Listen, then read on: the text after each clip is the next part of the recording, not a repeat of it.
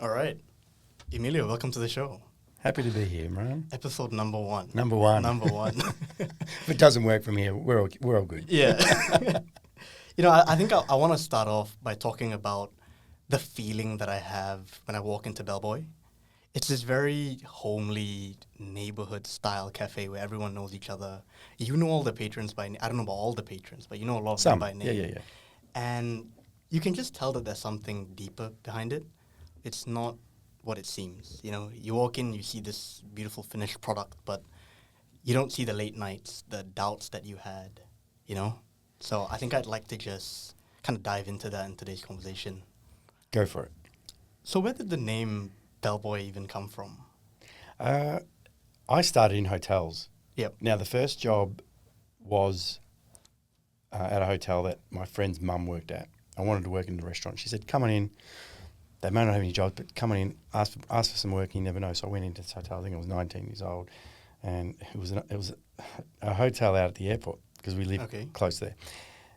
And I walked in, no jobs, but we've got a job. We need someone to be a porter or bellboy, just running luggage up and down. If you want to get a start, and I'm like, sure, that'll do. So that was the first job. And that was all of a month before I moved into F&B, which is what I wanted to do. Mm-hmm. So and it kind of grabbed me, that whole, the service side and kind of that theatre of the service side of business grabbed me from that point onwards. And that's just what I loved about it. I remember getting that very first tip from a guest just for bringing luggage up, and I thought, bonus, $20 just for a couple of bags. This guy was, it was actually Bob Jane, who was Bob Jane T-Mart. Oh. So that was the customer time. I just remember him tipping me $20, and I was like, awesome.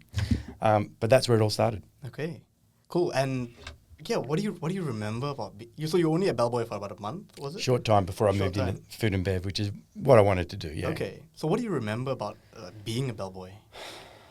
There was times where you've got late nights because we're actually based near the airport, so often you'd get a call saying a flight's been delayed. Mm-hmm. We're sending them all over. So you're ready to go home, but manager's like, no, you're not going anywhere. Like, we've got 1 hour, you got 50 passengers coming with bags. So you remember that. That was part of the job then. Again, what do you remember? You remember it's chaotic, it's disorganised at times, but organised at the same time. You learned a little bit about structures and checklists and things like that, just to ensure that things flowed nicely. Okay. And so how old were you when you were a bellboy? That was 18, 19. I think I was just started, out of school, about to start in uni, maybe TAFE at that point before I went to uni. So, yeah. Okay. And considering that I know you now, if I would have met you when you were 19, so pretty similar to my age, who would I have met? What were your dreams? Boy, at 19, dreams. I wasn't dreaming big. At that point, I guess at that point I'd realised I wanted to stay or get into the hospitality field. Was I dreaming about owning my own business? Probably not at that point. At that point, I was like, get a job, do the best you can. That was it. Fair enough. Yeah. So I guess when did you get to that point when you were like, okay, I want to build something for myself? As in go out in business for yourself? Yeah. When was that point? I would have been mid-20s, I reckon.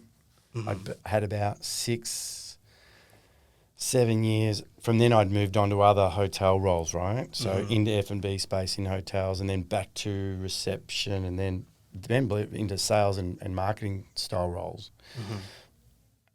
But I guess the fire in the belly was always like, I really, you'd go to a restaurant, I'd go to a cafe, and I'd be like, man, this is like, whether, again, the theatre of it, whatever it was, grabbed me. I'm like, I want to do this one day. Mm-hmm.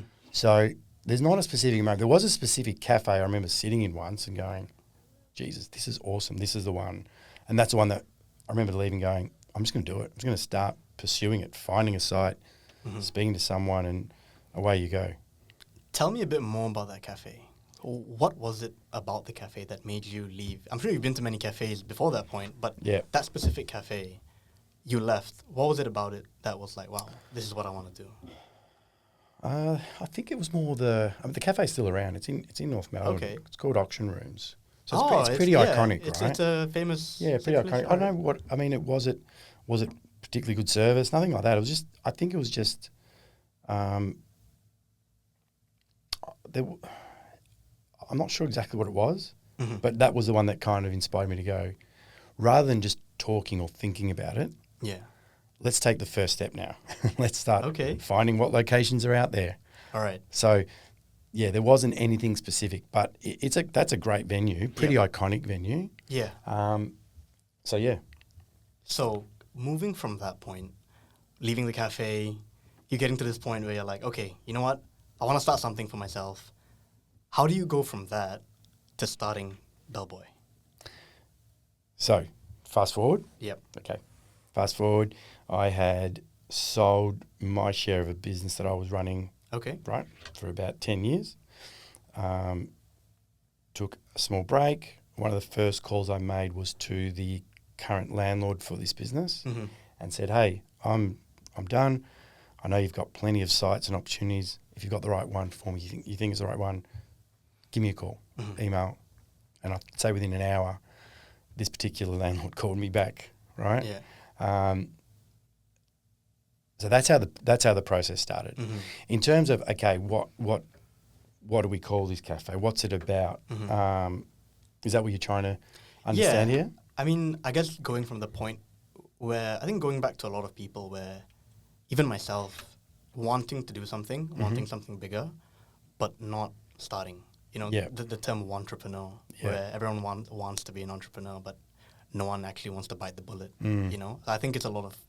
I think we live in a place now where a lot of people are entrepreneurs and they're promoting it online. Like, hey, listen, I don't have a boss. I'm my own boss. I don't have to work a 9 to 5. Yeah.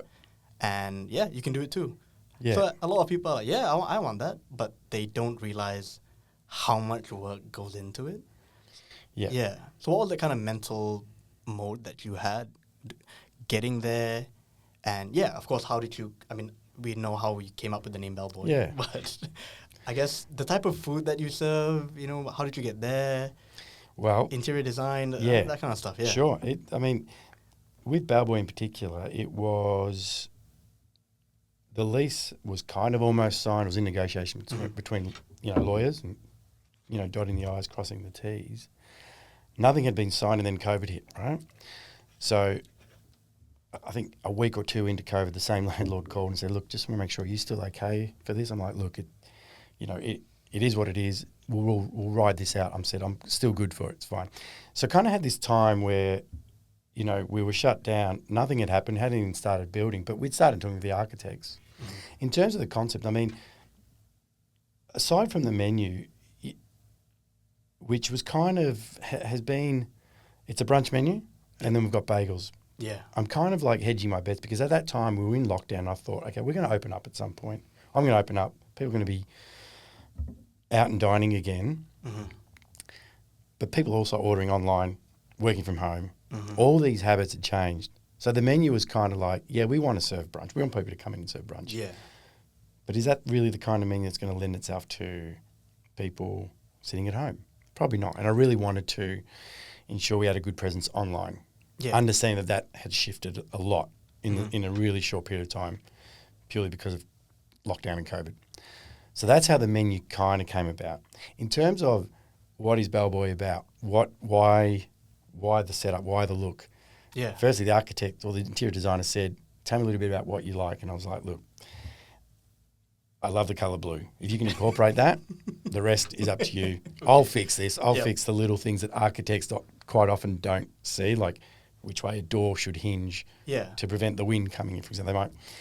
But I said, and then we'll go from there. So look, they nailed that right. We're lucky to have a site that is on a corner that has beautiful glazing, right? So when you're inside, even if it's clouded outside, you still feel like you're in a nice, sunny, spacious room. Yep. It's actually cool, and nice high ceilings, right? So I think people genuinely feel comfortable when they're there.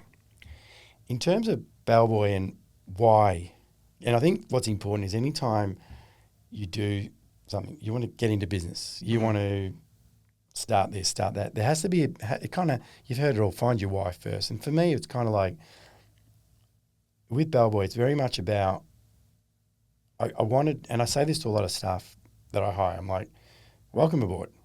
I want you to understand that what we're here to do is not just serve food and coffee, because that can be done anywhere, especially in the location I've got, right? We want to ensure that we are contributing positively to that customer's day. Whether they're having whether they're ordering a takeaway and waiting 5-10 minutes sometimes, or whether they're there just to have a coffee and get some work done, or they're brunching and catching up with people, which is a huge thing for cafes. That's what we're there. They actually act as a bit of a conduit for people to meet up. Yep. So for me, it's like we want to ensure that Bellboy contributes positively to all the customers that come in the door, regardless of how much they're spending and how much time they're spending. So that's kind of a little bit about the cafe and what I'm trying to, and I think all cafes probably want to achieve the same thing, right? Yeah. All venues want to achieve the same thing. For me, I keep it that simple. Mm-hmm. How we get to that, that's obviously the challenge, because you want to ensure that your staff know, okay, well, how do we do that? Yeah. And it's really keeping things simple. It's ensuring that we are engaged with the entrances. So as soon as someone walks in, we want to say hello. When they leave, we want to say thank you. I'm trying to ensure that we bookend the customer experience with that, because once you see them and you give them a nice, genuine, warm welcome, as you would if they walked into your house, thank them for their business, but genuinely thank them, because again, we've got to be grateful and for the fact that they could have gone anywhere. Mm-hmm. So for me, it's about the start, the end, the in between kind of does get taken care of. Yeah. Okay, the food, the coffee, the service elements of bringing water, bringing menus, that all happens. Yep. So that's kind of like what drives me and what hopefully drives my staff. Hopefully I'm motivating them enough to ensure that the customer experience is paramount. For sure. Yeah. And did you envision, I guess, being placed where you are placed in Brunswick East near EBV, did you envision it becoming this neighborhood cafe where people would come on the weekends with their dogs? Was that always in the plan, or was that something that... No, of course. Yeah. Yeah, I mean, yeah, that's, you need, I've always said that when you open a venue like this, you need to be looking at, first and foremost, your locals, and ensuring that you're building it for them, because they're the ones that will come 3 to 4 times a week, be it just for a coffee brunch, coffee bagel. It kind of needs to be built around them, because they are, in fact, and I've said this time and again, we live in a world where there's influencers, right? Mm-hmm.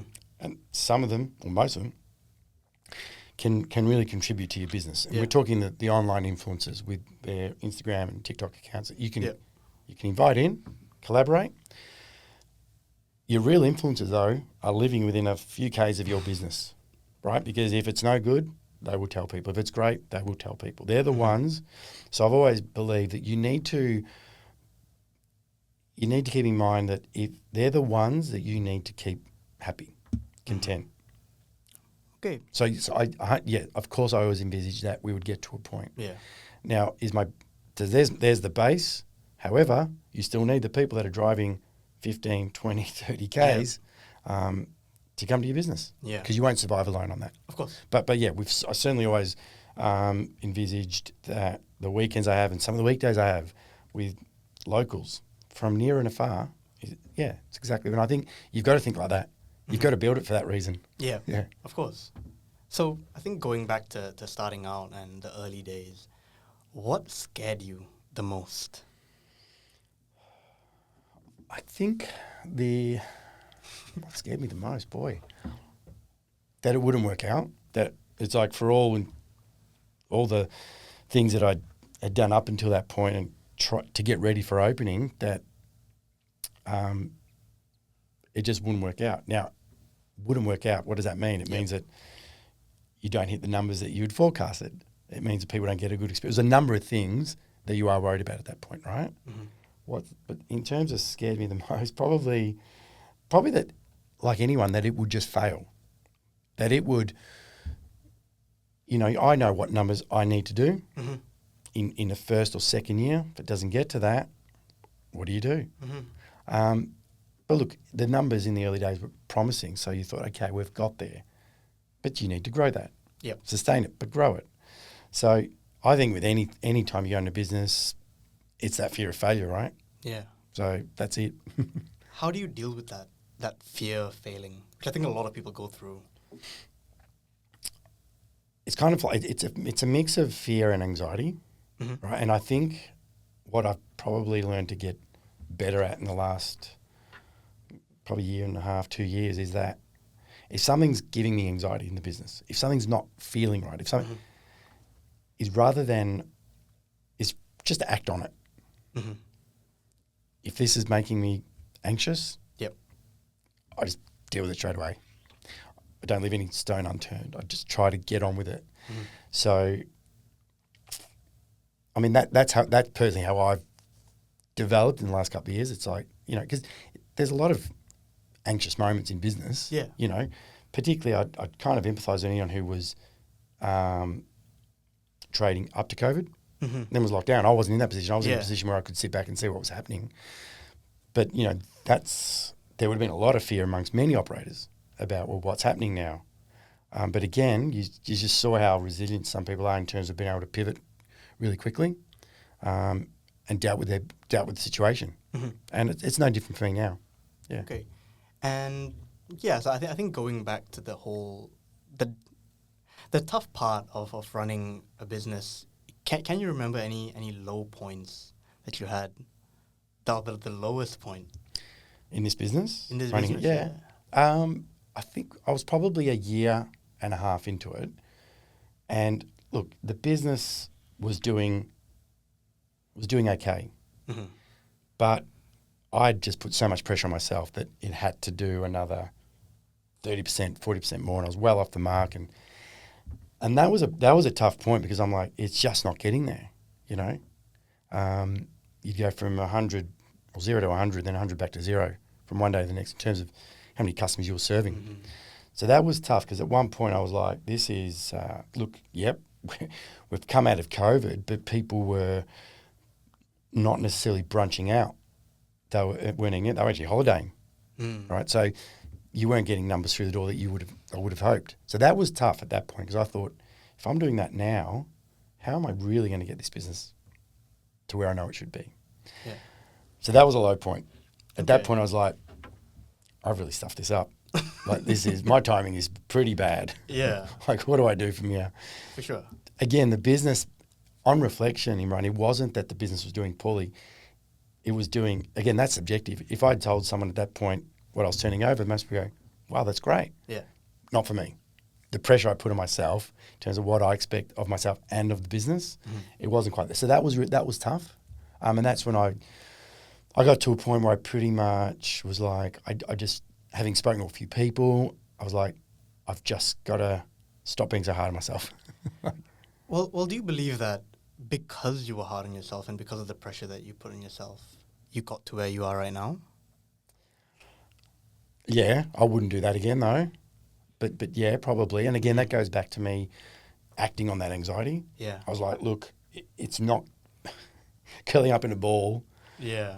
is not going to be the solution here, right? I have to take some action. Yeah. What can I do? So you look around, you look at other operators, you look at what you could do. I've never really compared myself to other businesses, and I've never jumped online and said, oh, look at what they're doing and I'll do the same. It was just, I think for me, it was like, let's bring this back. Let's go in and enjoy the business, enjoy working in it. There were challenging times because staffing was a real issue, and it still kind of is, right? Mm-hmm. But staffing's always been difficult in this industry. But it's kind of like, I kind of made a pact with myself. It's like, pick yourself up, go in, enjoy being in the business and the rest will take care of itself. And start to fix processes, one by one, fix the things that you know can improve the business, right?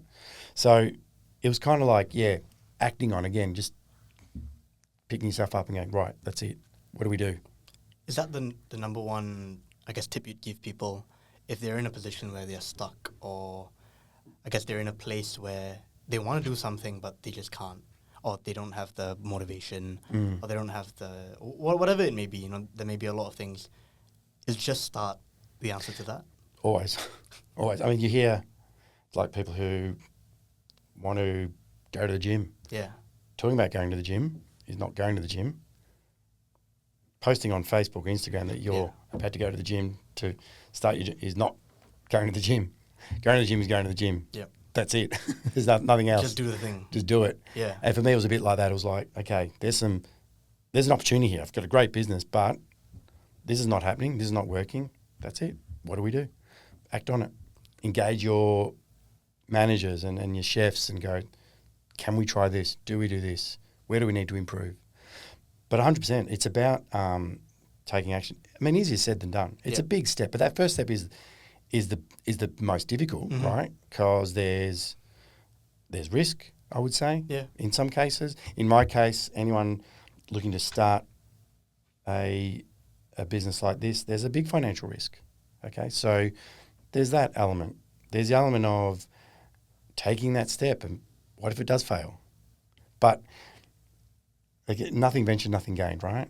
Yeah. And I just, I believe that in anything you want to do, doesn't matter whether it's starting a business, starting a weight loss, whatever the journey is, it has to start with an action. Yeah. Yeah. There's this quote that I like that I've been really thinking about. It's imperfect action is always better than perfect inaction. Always. Yeah. Yeah. Because you can at least say, I did it. Yep. Okay. But I can correct it. Yeah. Yeah. 100%. I mean, even with this podcast, I was telling my friend, I mean, the guy behind the camera now, if you're watching this, he's a good friend of mine. I told him, it's probably a very long time ago, that, hey, I have this idea. I want to start this podcast.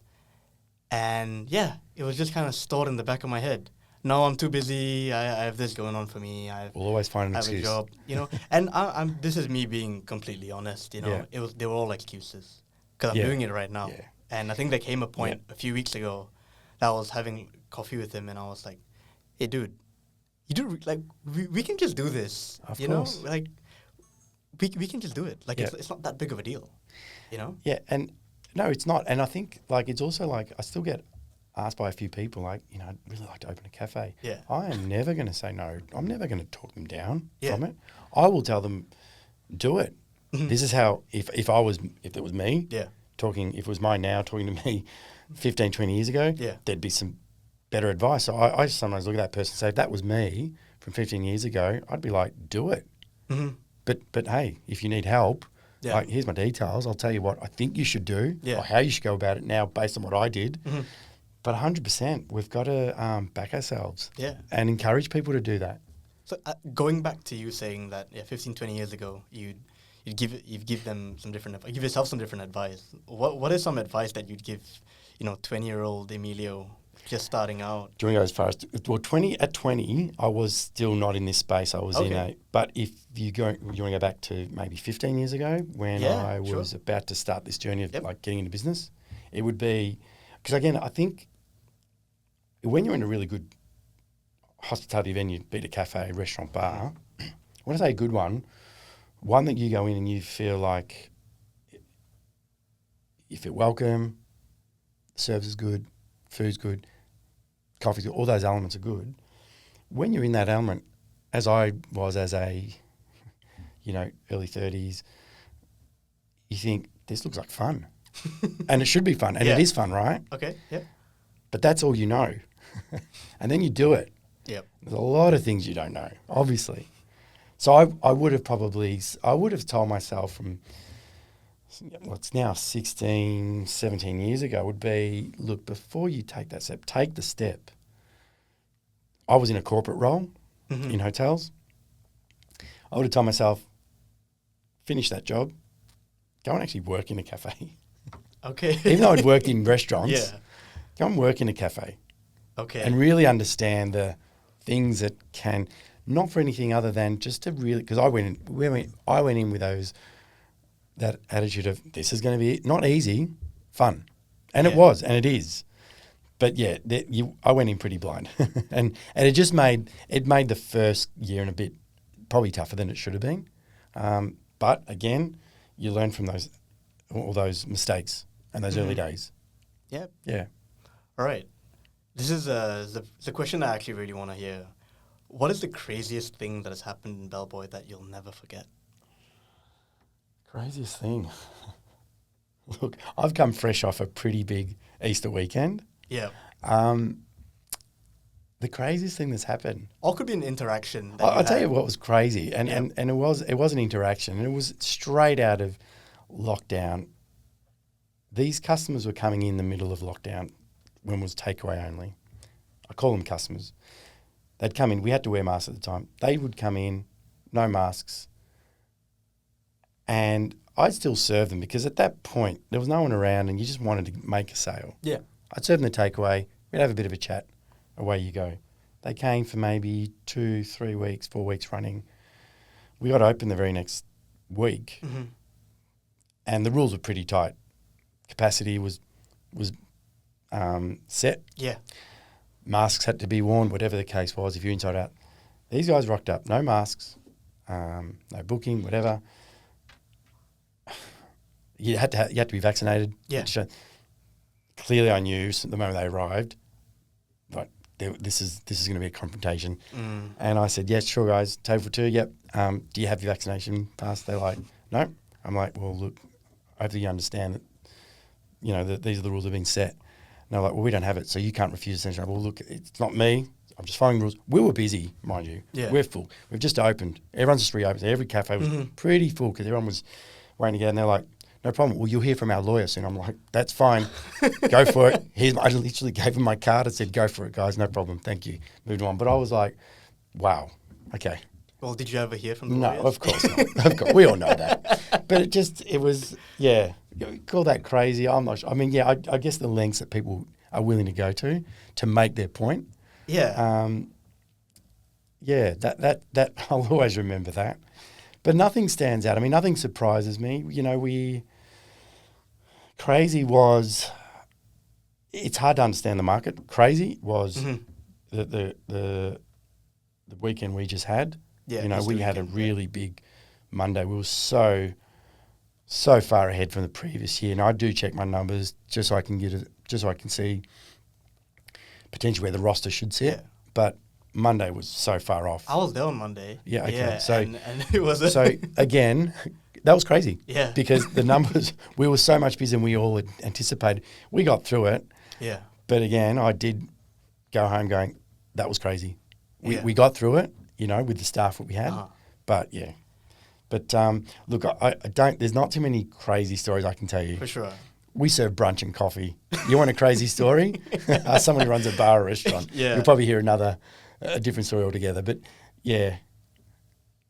Like from a third person's point of view, from someone who doesn't run a cafe like me, seeing a cafe packed, I'll turn to my partner and be like, "Wow, good for Emilio, man. This is like this is really good. Yeah, Seems to be yeah. busy." Yep. What do we not see? Because it looks really good from the outside. Yeah. Wow, he's doing well.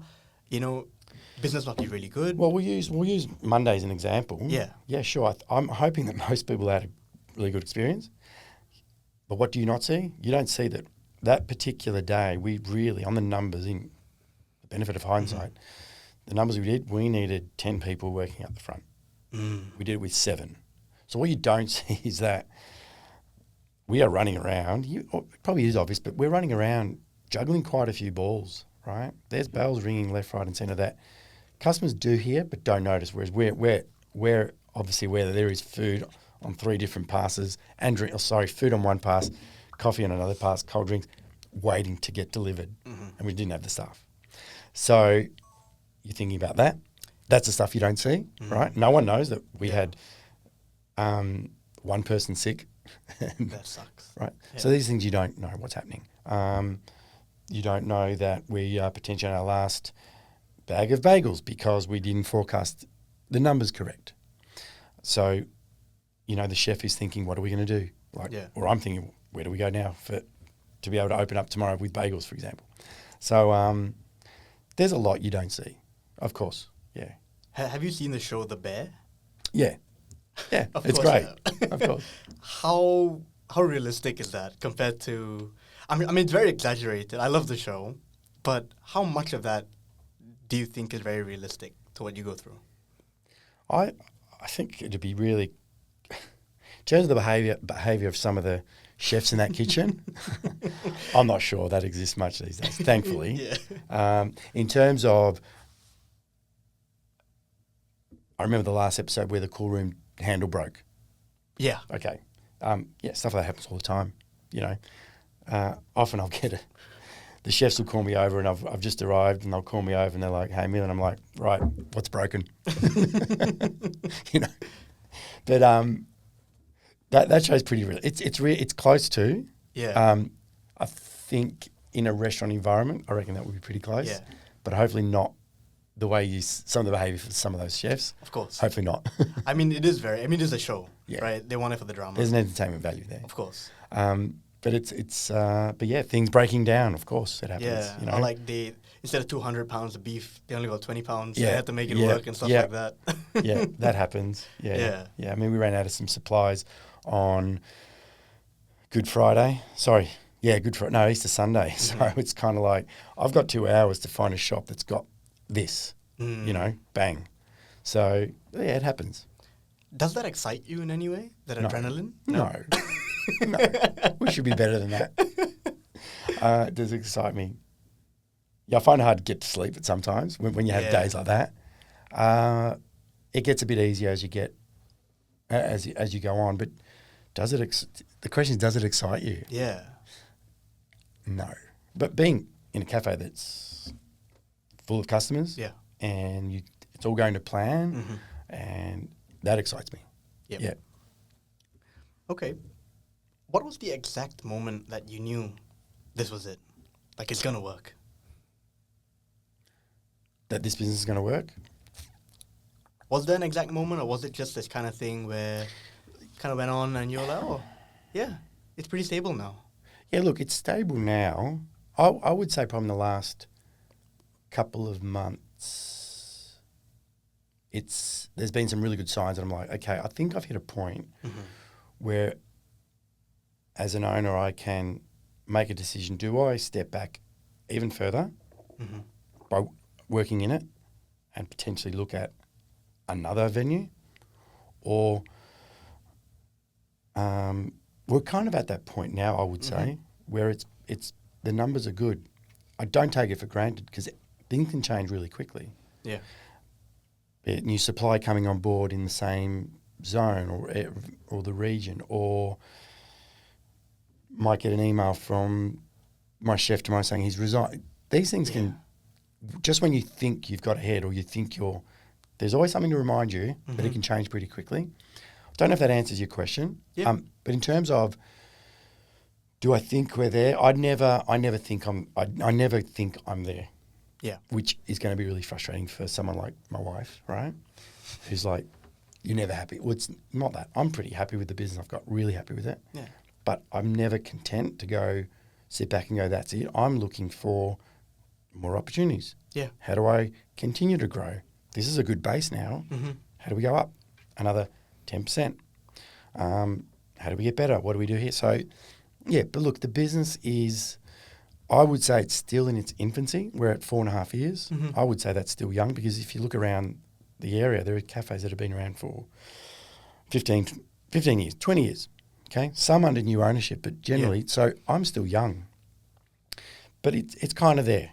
It's kind of there. Yeah, And what are your goals? I mean, expansion-wise, are you looking to open up more branches? There's a lot of restaurants in Melbourne that kind of have sub-restaurants under them with a different name, but same owners. Yeah. You're looking to, I guess, delve into the retail space? Do you mean retailers in a... Like selling stuff in, I guess, pushing it to Woolies or Coles and stuff like that? No, that's a different space. We could, but no, not at the moment. Not at the moment. For me, it's like I've got this venue, I've got that smaller venue at Queen Vic Market, right? So it's kind of enough as a single operator. Honestly, I don't think I've got my systems that tight in either venue to step back and open another one. I know that. I'm pretty realistic.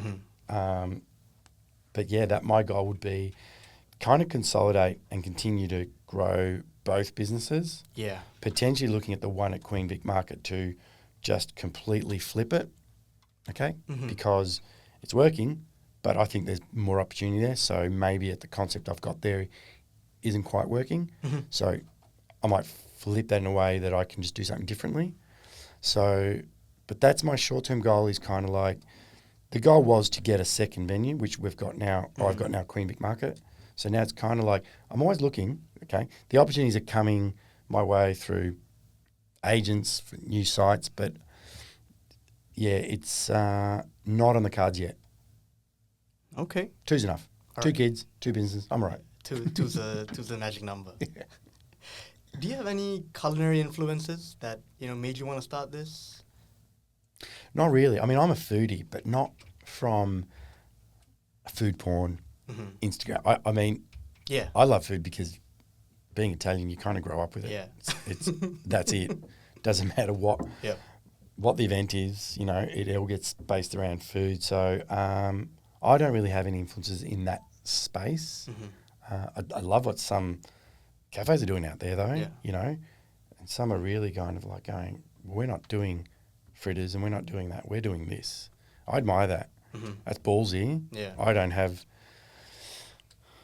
I guess, the courage, you could say, to really take the menu or get my chef to take the menu that far. But I don't have anything or anyone that is a specific influence on me. Okay. Yeah. What about any chefs? Anthony Bourdain, Gordon Ramsay, any of them? Not really. No, honestly, I don't. I've never been into it that heavily. The thing that I guess what you've got to understand, what I've always with the cafes, Imran, what it is more than anything, it's not the food and the coffee, and it's not that is an element. It's what the cafes can bring, like you said, to a community or to people. The place to come and eat and drink is kind of secondary. The primary is, and this is what motivates me, and I said this earlier, it's like people are coming to either forget about what's going on out there, be it half an hour. There's a lady that came in this afternoon and hadn't seen her for a while. She's like, I just had to get out of the house. Kids drive me crazy and I've got some work to do. Yep. That's her retreat.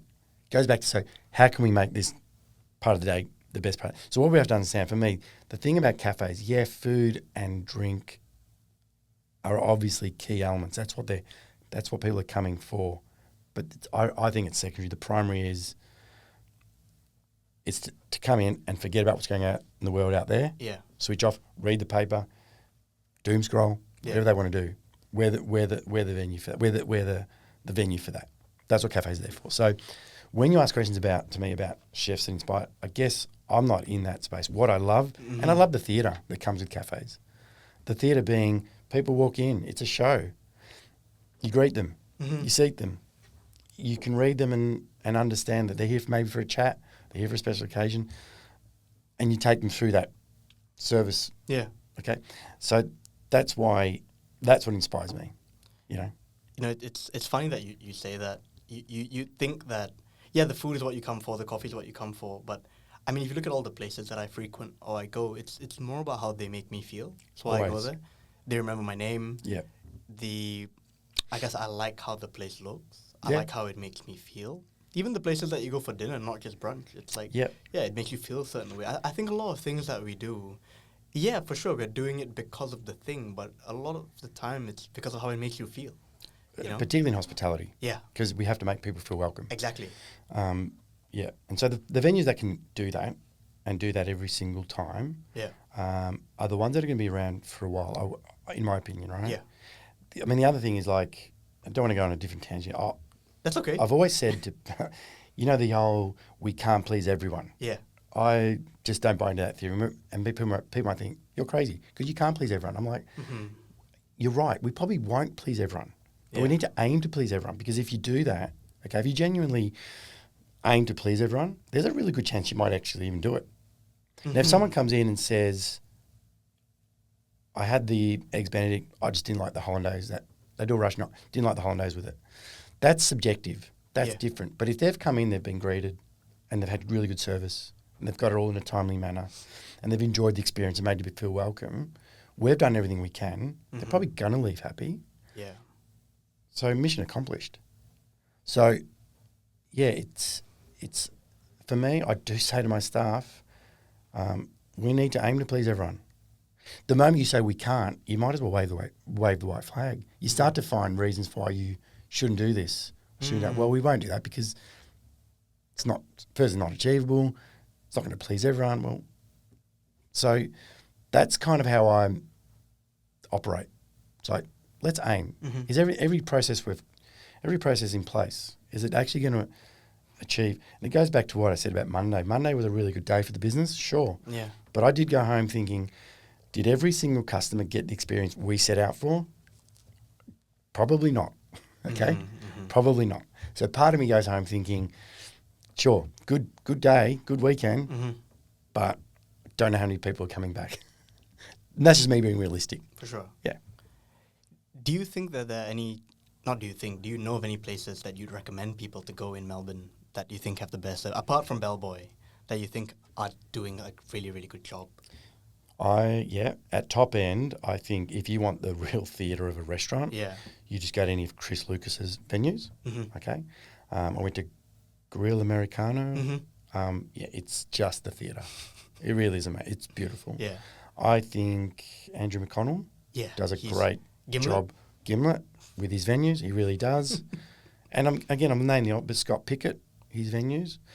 These are really good seasoned operators, right? Yeah. They're probably not working that much in their business, but they're really very involved with their businesses. I think they do a great job. For sure. You know, and then if you want to know how do I go about it, what can I do? Yeah. You go to these venues and see what they're doing. Exactly. From the start, from the email you get confirming your reservation, okay, to the service when you're there, to the email you potentially get when you finish up for the night or the next day. All those, you can always take an element from these guys. Yeah. Yeah, they've got multiple venues successful for a reason. Yeah. Okay. I don't know them personally, but those three, for me, yeah, if you really want to understand. For sure. I think I felt that way when I went to Gimlet for the first. I went for my birthday last year. Yeah. And I think from the moment that, I mean, even from the photos and even passing by the venue, you're like, oh, this place is something. So the online lived up to. Yeah. I mean, the food was good, like really, really good. But it was like just the way that I was treated. I felt like I was in like a 1920s film. Yeah, right. Yeah, they've set the scene. Yeah. Yeah. You know, and how they make you feel. All the wait staff are very attentive, and you know, it's they're well trained, well drilled. Yeah, and that's as I said, like certainly I can take a leaf out of the book from of those operators. They do a good job of ensuring that the moment they open the doors, you know, the experience is a positive one and a good one. Yeah. You know. How does your vision of success, your understanding of success, how does it change now than it has, you know, when you were younger? I guess now it's, you know, I think success is, it's often linked to a monetary value. Okay, and I think that for me, yes, that's important because it's a commercial business. You need to make money. The other thing I think success is if you can find a good work-life balance, and everyone's talking about, in my case, I call it a work-life blend because you're running a couple of venues or you own a couple of venues. And so for me, it's like, can I do that? And for me at this age and with a couple of young kids, can I do that? Take the kids to school, pick them up occasionally, spend time with them, and then enjoy what I'm doing is kind of my measurement of success. That's just for me. Yeah. Yeah. So would that how I would have measured it 15 years ago? Probably not. It would have been like, got to turn over this much money. Yeah. Even now, I still need to turn over a certain amount, right? But in terms of success, I think in my business, like I went away for a month last year, managed to do it. The business seemingly ran, okay, steps are in place. Yeah. It operated, it happened. Yeah. Came back, there were a few little embers burning here and there, a few little fires I had to put out. For the most part, it works. So kind of like that's success as well. You know, I got to go away for a month and enjoy that time. Come back, place hasn't burned down. Yeah. But that's another way to measure success. What are people saying about you? You personally, but also the business. Mm-hmm. Is it generally positive? That's success. So there's plenty of ways in which you can look at it. I mean, there's plenty of, and I think it's important to focus on those elements. Yeah, there's a lot of stuff that isn't great. Sometimes you need to learn from those mistakes or those things and correct it. Okay. Going back to work-life balance, I think a lot of people wanting to come into the space of being an entrepreneur, leaving the whole 9 to 5 behind. It seems very glamorous, but I think often the case is that you're working 24/7 because it's your business. You're kind of always thinking about it. Yeah. So, yeah, what do you think of that? Because you did work a 9 to 5. You worked for Before, yeah. Yeah, so you've done it before, and I guess did your work-life balance get better whenever you started your own business? Did it get worse? Everyone will tell you the moment Yeah. when you start, no, you might not physically be working it, but you are mentally working it, right? I'm sure until now. Yeah. Like, you're still always thinking about it. Always. Yeah. Of course. So the question? I guess just, what advice would you give to someone like thinking that it's gonna be all glamorous? Yeah, I'm gonna start my own business. I have no boss. Yeah. I'm not gonna work a 9 to 5 anymore. No one's gonna tell me what to do. I can work when I please, whenever I want. Yeah. Yeah. Yeah. I say you're right. That's what's going to happen, Mhm. right? But there is a price to pay as well. Mhm. Okay, there's going to be times where you may have had that time off because you're working 9 to 5. Well, that won't happen now. Yeah. So be ready to accept that and be comfortable with that. So my advice is, it's going to happen, but be prepared for those elements that you may not like, and that is not being there for school pickup or school drop-offs, or in my instance, you got a last minute sickie, which means you're going to miss your daughter's presentation for something. Mm-hmm. These are things that, come with the territory, as I say. Mm-hmm. Yeah. And how do you deal with navigating that? Well, you deal with it, right? No, you just deal with it. Mentally, it's tough. Yeah.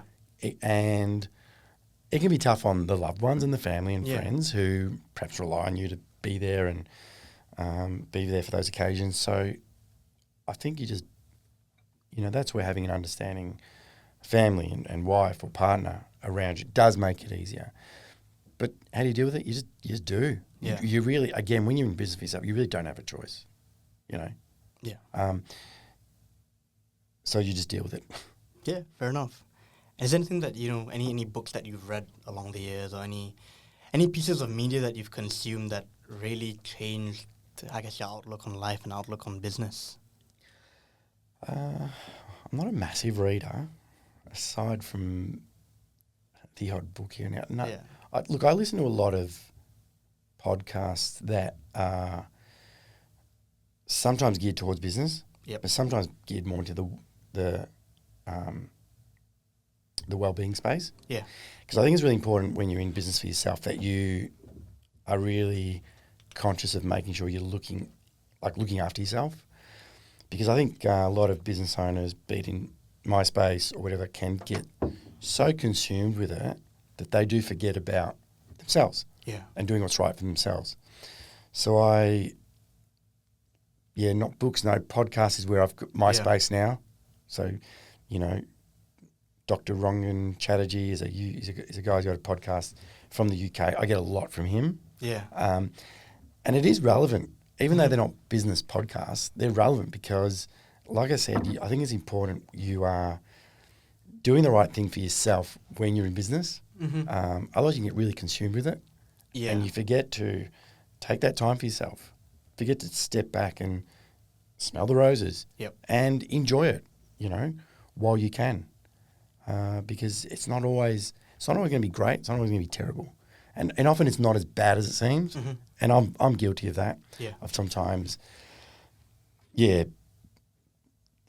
like just getting a little bit too caught up in something if it hasn't gone to plan. But there's no no real books that I've read that have stood out.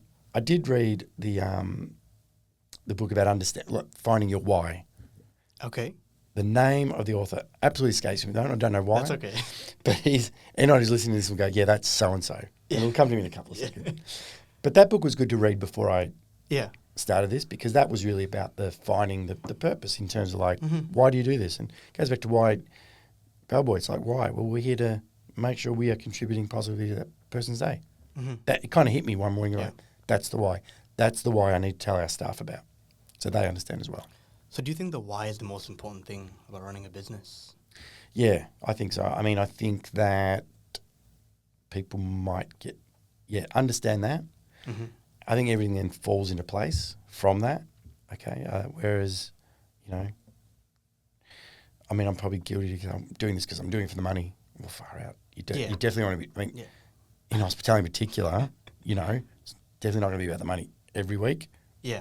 Most months, sometimes there's great weeks, not so great weeks. So, so find your why. It's obvious, but find that reason why why you really want to do that. For sure. Yeah. I mean, even with this, I really had to think about, okay, why did I want to start a podcast?